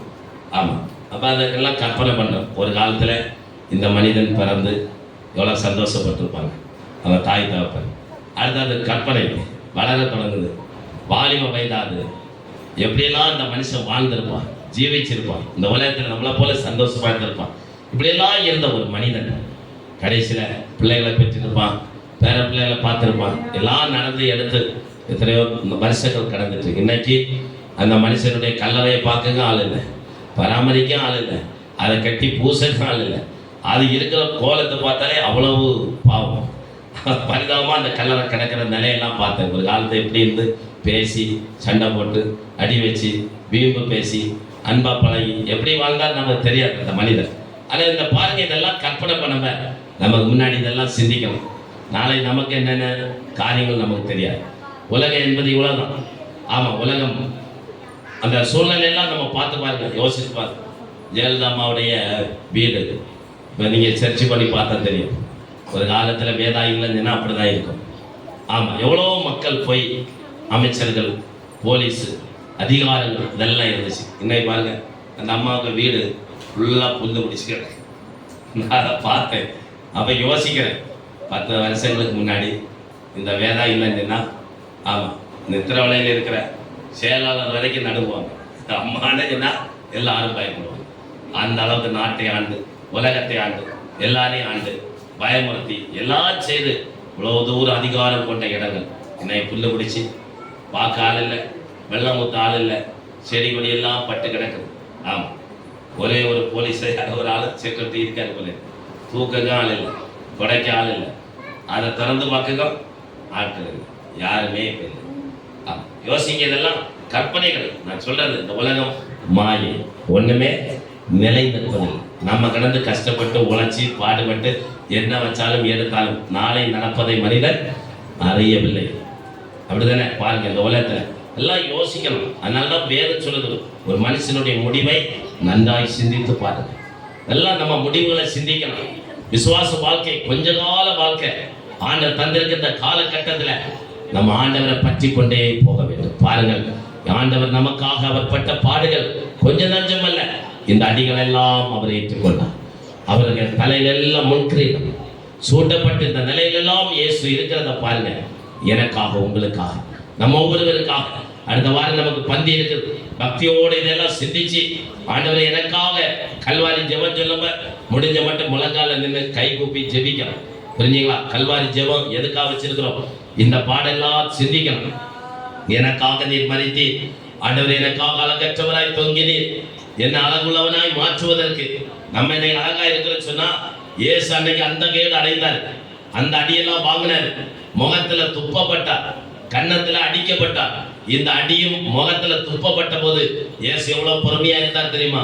நம்மளை அழகுள்ளவனாய் மாற்ற, அல்லேலூயா சொல்லுவோம், விலையேற பெற்றவனாய் மாற்றுவதற்கு தான் இயேசு இந்த அடியெல்லாம் வாங்கினார். பொறுமையா இருந்தார், நமக்காக இதை செய்தார். இயேசு நமக்காக இந்த கன்னத்துல முகத்துல துப்பம். யோசிங்க, நம்ம முகத்துல துப்புனா நம்ம விட மாட்டோம். எவ்வளவு கோபம் வரும், டென்ஷன் ஆகும். நீ பாத்தியா, மூஞ்ச பாத்தியா, அப்படி இப்படி எல்லாம் கேட்போம். இயேசு ஒன்றுமே கேட்கிற, அவர் முகத்துல துப்புனாங்க. ஆமா, யோசித்து பாருங்க, கன்னத்துல அடிக்கிறாங்க, அமைதியா இருக்கிறார். இதெல்லாம் இயேசு யாருக்காக செய்தார்? நமக்காக செய்தார். நம்மை பலப்படுத்த, நம்முடைய வாழ்க்கையில் ஒரு துளிர் விடும்படியாக, நம்முடைய பெயர்கள் துளிர் விடும்படியாக, நம்முடைய வாழ்க்கை ஆசீர்வதிக்கப்படுவதற்கு தான் ஆண்டவர் இந்த ஜீவனை எல்லாம் நம்ம தந்தார். என்னைக்கே மறிக்க வேண்டியெல்லாம், என்னைக்கே இந்த உலகத்துட்டு போறாங்க. நமக்கெல்லாம் வந்து எத்தனையோ நெஞ்சு வலி, இன்னும் அட்டாக் வந்து, எத்தனை அடைப்பு வந்து, எங்கே போய் தள்ளி இருக்க வேண்டிய ஆட்கள் நம்ம உயிர் வாழ்கிறோம். அல்லேலூயா சொல்லுங்க. எத்தனை சுகர் இருக்கு, பிபி இருக்குது, எத்தனாயிரம் கிட்னி பிரச்சனை, அந்த பிரச்சனை, 100,000 பிரச்சனைங்க இருக்கிற எல்லாருக்கும் நமக்கு இருக்கு. ஆனா கிருபையினால நிக்கிறோம். அல்லேலூயா சொல்லுங்க. ஆண்டவருக்கு இரக்கத்தினால நிக்கிறோம். ஆண்டவருக்கு தயவு, ஆண்டவருக்கு இரக்கம், அதை சொல்லி முடியாது. ஆண்டவர் செய்த நன்மையை நினைச்சா நம்ம இந்த இடத்துல 1000 நாவு இருந்தாலும் போதாது. அத்தனை நன்மைகளை நமக்கு செய்தார். இதுக்கெல்லாம் காரணம் இயேசு நமக்காய் அழகில்லாதவராய் தொங்கினார், அழகில்லாமல் தொங்கினார், அந்த கேடு அடைந்தார். அவர் நமக்காக, அவரை பார்க்கக்கூடிய ரூபம் இல்லை. அந்த அழகு இயேசுவை பார்த்தா இது இயேசுதான் சொல்லக்கூடிய ரூபம் இல்லாதவராய் தொங்கினார். அதான் அந்த இடத்துல நிறைய நம்ம கீழே வாசிக்கிறோம். துக்கம் நிறைந்தவர், பாடு அனுபவித்தருமா இருந்தார். அவரை விட்டு நம்முடைய முகங்களை மறைத்து கொண்டு அவர் அசட்டை பண்ணப்பட்டிருந்தார், அவரை எண்ணாமல் போன. இதெல்லாம் இயேசு நமக்காய் பட்ட பாடுகள். அடுத்த வாரம் இதெல்லாம் சிந்திச்சு தியானிச்சு திருவிருந்துக்கு ஆயத்தமா வாங்க. எல்லாம் திருவிருந்து எடுங்க. ஆமா, இயேசு உங்களுக்கா பட்ட பாடுகளை நினைச்சு நன்றி செலுத்தி திருவிருந்தெல்லாம் எடுக்கணும். ஆமா, குறைகள் குற்றங்களை அறிக்கை செய்யுங்க. இந்த வாரம் விசேஷ பிரசங்கியார் வருவாரு, நல்ல வசனங்களை சொல்லி தருவார். இந்த பிரசங்கங்களை எல்லாம் கேட்டு இந்த காத்திருப்பு கூட்டங்கள்ல வந்து பங்கு பெற்று நீங்க எல்லாம் பலப்படணும். அல்லேலூயா சொல்லுவோம். யாரு பிரசங்கி கேட்கறீங்க? அல்லேலூயா சொல்லுங்க. பிரசங்கியார் வருவார். அல்லேலூயா. பாஸ்டாட்டம் இருக்கும். அல்லேலூயா சொல்லுங்க. எல்லா இடம் வெளியிருந்து வருவார். அது உங்களுக்கு விருப்பத்தை பொறுத்து, எவ்வளவு ஆள் வருதோ அதுக்கு ஏற்றபடி. அல்லேலூயா சொல்லுங்க. பாத்திரத்தை போல தானே வெள்ளம் நிற்கும். அல்லேலூயா சொல்லுங்க. நிறைய வந்தா பெரிய பிரசங்கி இருந்தார், கொஞ்சம் பேர் வந்தா நானே பிரசங்கி. அல்லேலூயா சொல்லுங்க. அதனால அது யார் வருவாங்களோ அப்போ ஒரு பிரசங்கி இருந்தார். அல்லேலூயா. அதனால நீங்க வாங்க, எல்லாரும் வந்து பிரசங்கத்துல எல்லாம் பங்கு பெறுங்க, உற்சாகமா பங்கு பெறுங்க, கேளுங்க, சுத்திகரிங்க, பரிசுத்தாவுங்க, பாவங்களை அறிக்கை செய்யுங்க, கழுவுங்கப்பா என்னை சுத்திகரிங்க சொல்லி இதெல்லாம் கல்வாரி பாட தியானிங்க. ராத்திரி எல்லாம் தூங்க போங்க, சிந்திங்க, நல்லா தியானிச்சு எனக்காக இந்த பாடப்பா, என் குடும்பத்தை ஆசிரிக்க, என் பிள்ளைகளுக்காக நல்லா ஜெபம் பண்ணுங்க. உங்க சூழ்நிலை எல்லாம் கர்த்தர் மாற்றுவார். எல்லா குடும்பங்களுக்கு வறுமை எல்லாம் மாறும். வறுமைக்காக தானே இயேசு சிலுவையில தொங்கினார். அவன் கீழே நீங்க வாசித்தா நம்முடைய தரித்திரத்துக்காக அவர் சிலுவையில மறிச்சிருக்கார். யாரெல்லாம் தரித்திரத்தில் இருக்கிறீங்களோ நீங்க ஜெபம் பண்ணுங்க. கல்வாரி சிலுவையை தியானிச்சு, ஏசப்பா எனக்கு தரித்திரத்தை எல்லாம் நீங்க சிலுவையில சுமந்திருக்கீங்க, ஜெபம் பண்ணுங்க. நிலையெல்லாம் கர்த்தர் மாற்றுவார், சூழ்நிலைகளை எல்லாம் கர்த்தர் மாற்றுவார். என்ன உங்க வாழ்க்கையில வறட்சியா இருக்கோ, நடக்காது சொல்லியிருக்கோம், முடியாது சொல்லியிருக்கோம், ஜெபம் பண்ணுங்க. ஜெபத்தினால் முடியாத ஒண்ணே ஜெபம் பண்ணுங்க. முழங்கால பைபிள் படிங்க, முழங்கால நின்று நிறைய நேரம் நிக்க பழகுங்க. ஆமா, எல்லாம் பிள்ளைகள்லாம் நீங்க முழங்கால நிக்கணும். நீங்க விளையாட்டு பிள்ளைகள் காரியம் எல்லாம் நல்லதுதான். மறுபக்கம் முழங்கால நின்று பழகுங்க. சப்ப கடை இருந்து ஜெபிக்காதுங்க. முழங்கால நின்று ஜெபிச்சா உங்க குடும்பங்கள் கட்டப்படும், உங்க பிள்ளைகள் வாழ்க்கை கட்டப்படும். கர்த்தர் உங்க வாழ்க்கையை கட்டுவார். அல்லேலூயா சொல்லுவோம். சாட்சி சொன்னா நிறைய சொல்லிட்டே இருக்கலாம். முழங்கால்னால முடியாதது ஒண்ணே இல்லை, மூளையினால முடியாதது முழங்கால்னால முடியும். முழங்கால நில்லுங்க, கர்த்தர் உங்க தேவையை சந்திப்பார், உங்களை வழி நடத்துவார், வாசல்களை திறப்பார். உங்க வீட்டுல என்ன பிரச்சனை இருந்தாலும் நான் பிரசங்கிக்கிற இயேசுட்ட முழங்கால நின்று காலங்களை கைகளை உயர்த்தி ஜெபிங்க. உங்க வீடு ஆண்டவர் கட்டுவார். இப்படியாச்சு அப்படியாச்சு சொல்லி பழைய கதையே பேசிட்டு இருக்க, புதிய கதையை தொடங்கணும், ஒரு புதிய அத்தியாயத்தை தொடங்கணும். நடந்ததெல்லாம் போட்டும் என்னை முன்ன போகக்கூடிய காரியங்கள், வளரக்கூடிய வளர்ச்சியின் பாதை, கருத்திலையெல்லாம் ஓடி போகணும், சாபங்கள் மாறி போகணும். இதற்கெல்லாம் ஜெபந்தான். முழங்காலை மடக்கி தேவ சமூகத்துல காலங்களை கண்ணீர் விட்டு உங்க குடும்பத்துக்காக ஜெபிங்க. ஆண்டவர் உங்க வீட்டு சூழ்நிலை எல்லாம் கர்த்தர் மாற்றுவார். ஒரு இளங்கிளை இந்த மாதத்துல கர்த்தர் தொழில் விட பண்ணுவார். கர்த்தர் நிச்சயம் அற்புதம் செய்வார். அல்லேலூயா. எல்லாரும் கண்களை மூடி ஜெபிக்க போறோம். எல்லாரும் எழுப்பி நிற்போம், முழங்கால் படிக்கிறோம். எழுப்பி நிற்கிறவங்க எழுப்பி நின்று நம்ம எல்லாம் ஜெபிப்போம். பிரைஸ் எல்லாம் ஆண்டவரை நோக்கி எல்லாம் வருகிற ஜெபம் எல்லாம் ஸ்தோத்திரம் பண்ணி ஆண்டவரே ஸ்தோத்திரம். ஒரு இளங்கிளை துளிர் விடட்டப்பா ஆண்டவரே, ஒவ்வொரு குடும்பத்தில் ஒரு இளங்கிளை துளிர் விடுவதாக இயேசுவின் நாமத்துல ஆண்டவரே துளிர் விடும்படியாக ஜெபிக்கிறேன். இயேசுவின் நாமத்தினால ஒரு இளங்கிளை துளிர் விடட்டும் ஆண்டவரே. இளங்கிளை போலவும் வறண்ட நிலத்தில் ஆண்டவரே துளிர் விடுகிற வேரை போலவும் இருக்கிற ஆண்டவராய் இயேசு எங்கள் வாழ்க்கையில் ஆண்டவரே நீர் வருவீராகப்பா. எல்லா மரத்தையும் சத்துரு வெட்டிட்டான், அடிமரம் வரைக்கும் வெட்டிட்டு விட்டு போயிருக்கான். ஆண்டவர் துளிர் விடாது என்று சொல்லி நம்பிக்கையோட ஆண்டவரே நீ நம்பிக்கை எல்லாம் இழந்து போய் வந்திருக்கிற இந்த விசுவாசிகள் வீடுகள்ல ஒரு நம்பிக்கையை தருவீராக. புத்திர பாக்கியம் இல்லாத பிள்ளைகளுக்கு புத்திர பாக்கியத்தை கொடுப்பீராக. ஆண்டவரே அற்புதங்களை செய்வீராக. திருமண காரியங்கள் இருக்கிற தடைகள் மாறுவதாக. குடும்பங்கள் கட்ட முடியாமல் இருக்கிற பிரச்சனைகள், வேலையில முன்னேற்றம் இல்லாமல் இருக்கிறவர்கள், கடன் பிரச்சனையில இருக்கிறவங்க, வாழ்க்கையில வருமானம் இல்லாம கை வறுமையா இருக்கிறவங்கப்பா, தரித்திரத்தில் இருக்கிற குடும்பங்களப்பா, ஆண்டவரே வட்டி கடன்கள் இருக்கிற குடும்பங்களப்பா, இந்த காலையில பரலோகத்தின் தேவன் ஒவ்வொரு குடும்பங்களை ஆசீர்வதிப்பீராக. ஒவ்வொரு குடும்பங்களை கர்த்தர் இந்த காலையில ஆசீர்வதிக்கும்படியாக இயேசுவின் நாமத்துல நாங்க ஜெபிக்கிறப்பா. எல்லாரும் ஜெபணுமா? எல்லாரும் கொஞ்ச நேரம் உங்க வீட்டுல இருக்கிற எல்லா பிரச்சனைகளை ஆண்டவர் மாற்றி தரும்படியாக இயேசுவின் நாமத்துல சகதர பராதரிபி சப்தர பராதர பலகரி அந்தரோ ரிபாக்கர பரோடனா ஜனரதரிபி ரிபாக்கர பரோடா. ஆண்டவர் ஒரு கிளை துளிர் விடுவதாகப்பா. ஆண்டவர் இந்த பரிசுத்த ஆராதனையில ஒரு கிளை ஆண்டவர் துளிர் தோன்றுவதாக, ஒரு துளிர் தோன்றுவதாக, ஒரு துளிர் தோன்றுவதாக, ஒரு துளிர் தோன்றுவதாக இயேசுவின் நாமத்தினால் ஒரு துளிர் தோன்றும்படியாக ஜெபிக்கிறேன் அப்பா. ஆண்டவர் எந்தெந்த குடும்பங்கள் வறட்சியில இருக்கிறார்களோ, பட்டு போய் இருக்கிறதோ, அடிமரத்தோடு நிற்கிறதோ, ஆண்டவரை துளிர் விடுவதாக. பிள்ளைகளுக்கு வாழ்க்கையில துளிர் விடுவதாக, மக்களுக்கு வாழ்க்கையில துளிர் விடுவதாக இயேசுவின் நாமத்தினால ஒரு துளிர் விடும்படியாக ஜெபிக்கிறேன் அப்பா. ஒரு துளிர் விடும்படியாக ஜெபிக்கிறேன் ஆண்டவரே. ஒரு துளிர் விடும்படியாக ஜெபிக்கிறேன் ஆண்டவரே. ஒரு துளிர் விடும்படியாக ஜெபிக்கிறேன் ஆண்டவரே. லப சப்தரா கமாத்தியா தரபர துதிவி அந்தர மன தரபர தரபல பதி கமா தரிபிவி சவஜன கர அந்தர மன தரபல தரபர துதிவியா. இயேசுவின் நாமத்தினால ஆண்டவரே ஒரு துளிர் விடும்படியாக ஜெபிக்கிறேன் அப்பா. ஒரு துளிர் தோன்றும்படியாக ஜெபிக்கிறேன் ஆண்டவரே. பரலோகத்தின் தேவனே ஒரு வல்லமை வெளிப்படுவதாக, கர்த்தருடைய கரம் கிரியை செய்வதாக, தெய்வ கரம் வெளிப்படுவதாக. நீ காரியா தரப கதுரோ பக்கரப சிகரப திதிபி லௌதரப நதிரி கந்தன மன தரபர தரபர திதிபி சோபர தர கரபர தரபா கந்தன வரதிபியா. இயேசுவின் நாமத்தினால ஒரு துளிர் தோன்றும்படியாக ஜெபிக்கிறேன் ஆண்டவரே. ஒரு துளிர் தோன்றும்படியாக ஜெபிக்கிறேன். ஒரு துளிர் தோன்றும்படியாக ஜெபிக்கிறேன். ஒரு துளிர் தோன்றும்படியாக ஜெபிக்கிறேன். ஒவ்வொருத்தருடைய சரீரத்திலும் ஒரு புது பலன் உண்டாகட்டும் ஆண்டவரே. ஒரு புதிய சக்தி உண்டாகட்டும் ஆண்டவரே. ஒரு துளிரை தோன்ற பண்ணுவீராக இயேசுவின் நாமத்தில். இயேசுவின் நாமத்தினால் சமாதானம் இழந்து வந்திருக்கிற குடும்பங்களை சமாதானத்தை தருவீராக. பலவீனமாய் வந்த சரீரங்கள் ஒரு பலன் உண்டாவதாக ஆண்டவரே. இயேசுவின் நாமத்தினால பிள்ளைகளுக்கு வாழ்க்கையில துளிர் விடுமா என்ற கேள்வியோடு வந்த பிள்ளைகள் வாழ்க்கையில துளிர் விடும்படியாக ஜெபிக்கிறேன். ஒரு துளிர் தோன்றுவதாக, ஒரு துளிர் தோன்றுவதாக, ஒரு துளிர் தோன்றுவதாக இயேசுவின் நாமத்தினால் ஒரு துளிர் தோன்றும்படியாக ஜெபிக்கிறேன் ஆண்டவரே. ஹல்லேலூயா ஹல்லேலூயா ஹல்லேலூயா ஹல்லேலூயா. ஆண்டவரே ஸ்தோத்திரம் ஸ்தோத்திரம் ஸ்தோத்திரம் ஸ்தோத்திரம் ஸ்தோத்திரம் ஸ்தோத்திரப்பா. ஆண்டவரே துளிர் தோன்றும்படியாக எங்களுக்காய் அழகற்றவராய் தொங்கினவரே, அந்தங்கே அடைந்தவரே, எங்களுக்காக ஜீவன் கொடுத்தவரே, ஜீவ பலியாக்கப்பட்டவரே ஆண்டவரே ஸ்தோத்திரம் ஸ்தோத்திரம் ஸ்தோத்திரம் ஸ்தோத்திரம் ஸ்தோத்திரம் ஸ்தோத்திரம். கர்த்தாவே ஸ்தோத்திரம் ஸ்தோத்திரம் ஸ்தோத்திரம் ஸ்தோத்திரம். ஆண்டவரே ஸ்தோத்திரம் ஸ்தோத்திரம் ஸ்தோத்திரம் அப்பா. ஹல்லேலூயா ஹல்லேலூயா ஹல்லேலூயா ஹல்லேலூயா. எல்லாம் கிருபைக்காக ஸ்தோத்திரம் ஆண்டவரே. இந்த பரிசுத்த ஆராதனைக்காக ஸ்தோத்திரம் ஆண்டவரே. தந்த நல்ல வார்த்தைகளுக்காக ஸ்தோத்திரம். இந்த ஆராதனை அங்கீகரித்ததுக்காக ஸ்தோத்திரம். வந்த சபை மக்கள் எல்லாரையும் ஆசீர்வதியும் ஆண்டவரே.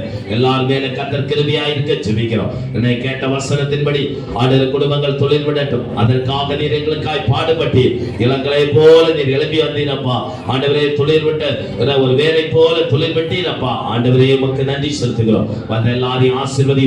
சபை மக்களை இயேசுவின் நாமத்தில் ஆசீர்வதிக்கிற. வெளிநாடுகள் தூர தேசங்கள் பட்டணங்கள்ல இருக்கிற பிள்ளைகளுக்காக ஜெபிக்கிற. வெளி மாநிலங்களில் இருக்கிற மக்களுக்காக ஜெபிக்கிற. இந்த வார பிரயாணங்களை ஆசீர்வதிங்க ஆண்டவரே. போக்குவரத்துகளை ஆசீர்வதிங்க. தொழில்களை ஆசீர்வதிங்க. கூலி வேலை செய்யற பிள்ளைகளை ஆசீர்வதிங்க. ஆபீஸ்ல வேலை செய்யற பிள்ளைகளை ஆசீர்வதிங்க. எல்லார் மேல கர்த்தர் கிருபையா இருப்பீராக. எல்லாரையும் கர்த்தர் பலப்படுத்துவீராக. படுக்கைகள் இருக்கிற பிள்ளைகளை தூக்கி விடுவீராக. சாட்சியாய் நிறுத்துவீராக. அற்புதங்களை கர்த்தர் செய்வீராக. மந்திரவாத கட்டுகள் செய்வன கட்டுகள் சூனியங்கள் இயேசுவின் நாமத்தில் அழிஞ்சு போவதாக. இயேசுவின் ரத்தம் ஜெயம். கல்வாரி சிலுவையில சிந்தப்பட்ட இயேசுவின் நாமத்தினால அந்த ரத்தத்தினால ஜெயம் எடுக்க. எந்தெந்த வீட்டுக்கு விரோதமா முன்னையும் பின்னையும் செத்த கோழிகள் பிசாசுகளை எல்லாம் கொண்டு ஏவி போட்டு அதை கிரியை செய்கிற அந்த ஆவிகளை இயேசுவின் நாமத்தில் கட்டுகிற பொல்லாத மாந்திரிக கிரியைகள் அதனை மந்திர செய்வன கிரியைகள் சூனியங்கள் அழிக்கப்படுவதாக. இயேசுவின் நாமத்தினால் அந்த துஷ்டாத்மாவின் கிரியைகள் விசுவாசிகளுக்கு விரோதமாக எழும்புகிற சக்திகள் அழிச்சு மாறட்டும் ஆண்டவரே. எல்லாம் இயேசுவின் நாமத்தில் எரிஞ்சு சாம்பலாய் போவதாக. ஆண்டவரே ஜெயம் தருகிறபடி நான் ஸ்தோத்திரம். எல்லாரும் இயேசு கிறிஸ்து நாமத்தில் ஆசீர்வதிக்கிற பலப்படுத்தும். இயேசுவின் நாமத்தில் ஜெபிக்கிற நல்ல பிதாவே ஆமென். ஆத்துமாவே கர்த்தரை ஸ்தோத்திரி. முழு உலகமே பரிசுத்த நாமத்தை ஸ்தோத்திரி. ஆத்துமாவே அவர் செய்த சகல உபகாரங்களையும் மறவாதே. ஆமென். நம்முடைய கர்த்தராகிய இயேசு கிறிஸ்துவின் கிருபை